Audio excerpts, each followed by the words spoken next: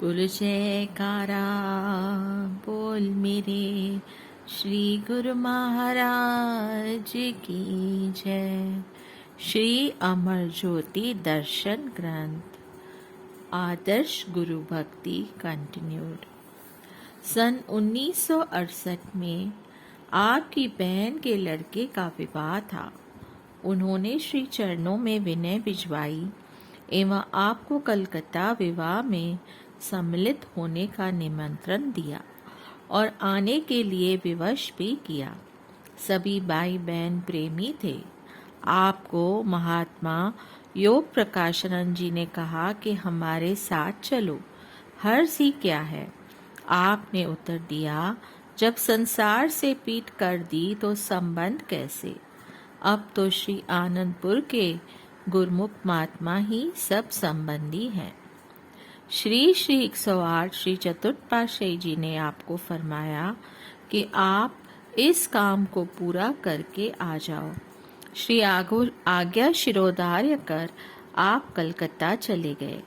वहाँ एक अलग कमरे में विराजित हो भजन ध्यान में बैठे रहते।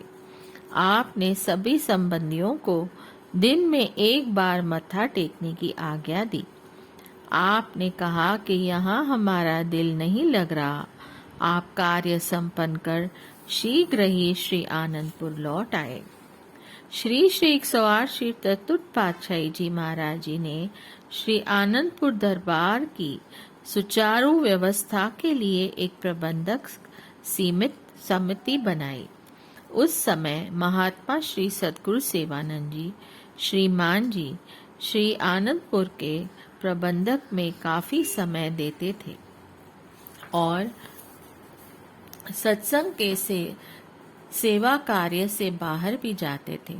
महात्मा योगात्मानंद जी, महात्मा शांत आत्मानंद जी, महात्मा योग प्रकाशानंद जी, महात्मा अखंड प्रकाशानंद जी, महात्मा रोशनानंद जी, महात्मा विचार परमानंद जी, महात्मा संतोषानंद जी श्री आनंदपुर के प्रबंधकों में मुख्य थे। श्रीमान जी महात्मा परम विवेकानंद जी, सिंधी श्रीमान जी, महात्मा गुरु दर्शनानंद जी, महात्मा आत्मदर्शनानंद जी, महात्मा धर्म श्रद्धानंद जी, महात्मा सुख सागरानंद जी, महात्मा परम शांतानंद जी सत्संगी महात्माओं में मुख्य थे।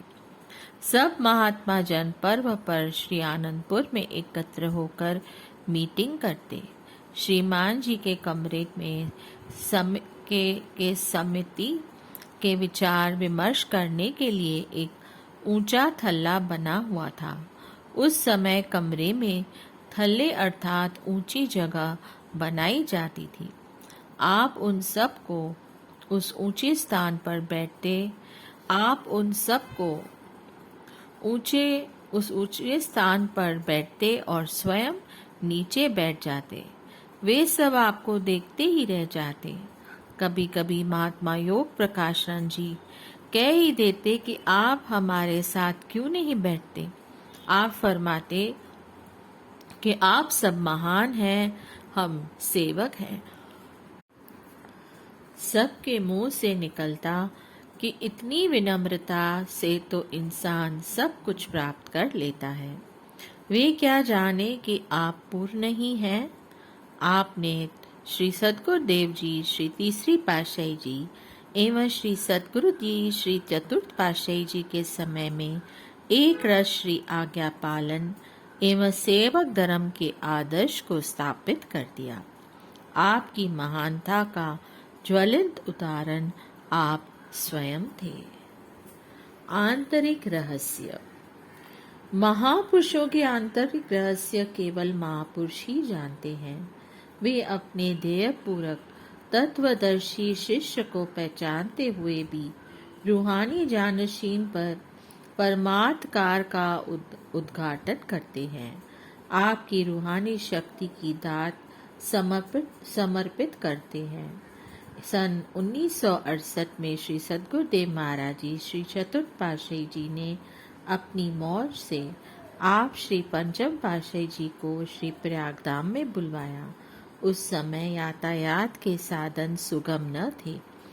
आप सरकारी काम के लिए गुना गए हुए थे। महात्मा परम योगानंद जी ने फोन पर श्री आज्ञा सुनाई कि जहाँ भी हो वहाँ से शीघ्र श्री प्रयागधाम आ जाओ। आप सरकारी काम के सभी कागज पत्र गुना आश्रम में छोड़कर वहीं से सीधा श्री प्रयागधाम की ओर चल दिए। ट्रेन में 2 दिन का समय लगता था।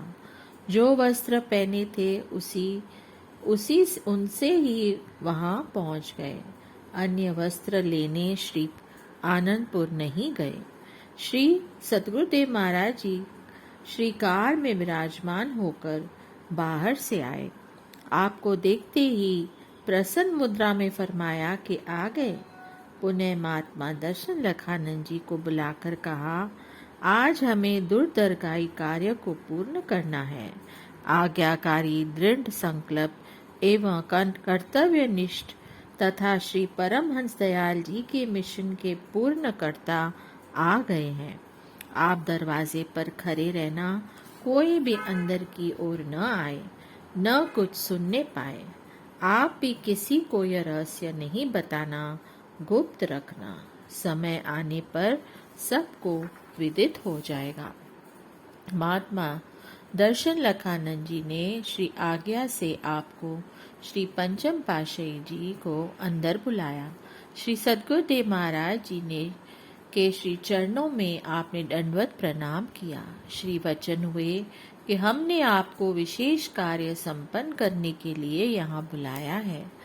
आपने श्री परमहंस दयाल जी की श्री मौज को पूर्ण करना है।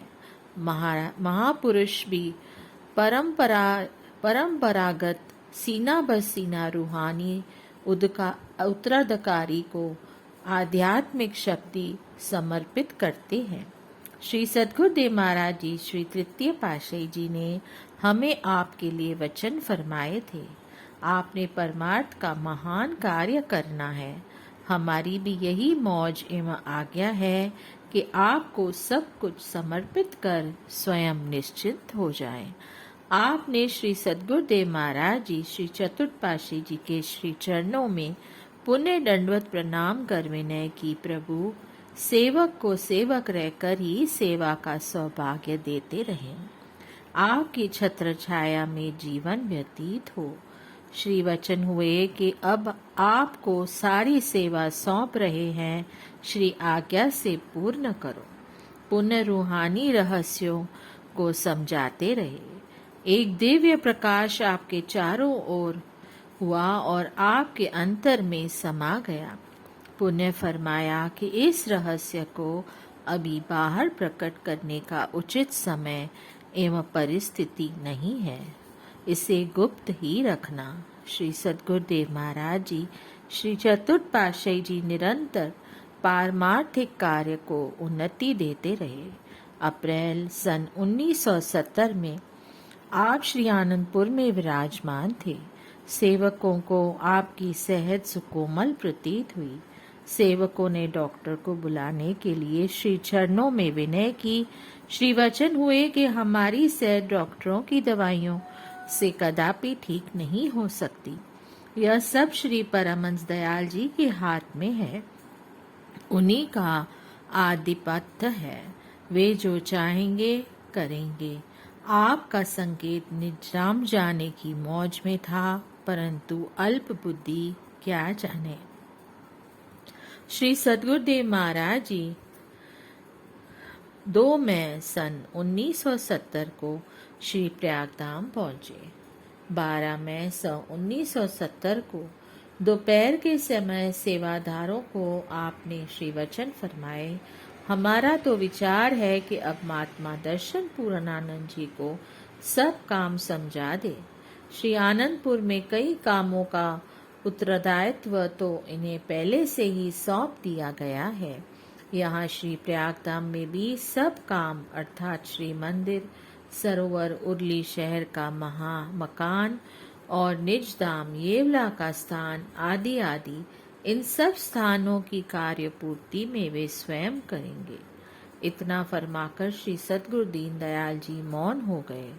आप गुप्त रूप में से तो उन्हें श्री पंचम पातशाही जी सब कुछ समझा चुके थे, परंतु अब बाहरी रूप में सांकेतिक भाषा में सबके सामने इस रहस्य को प्रकट कर रहे थे।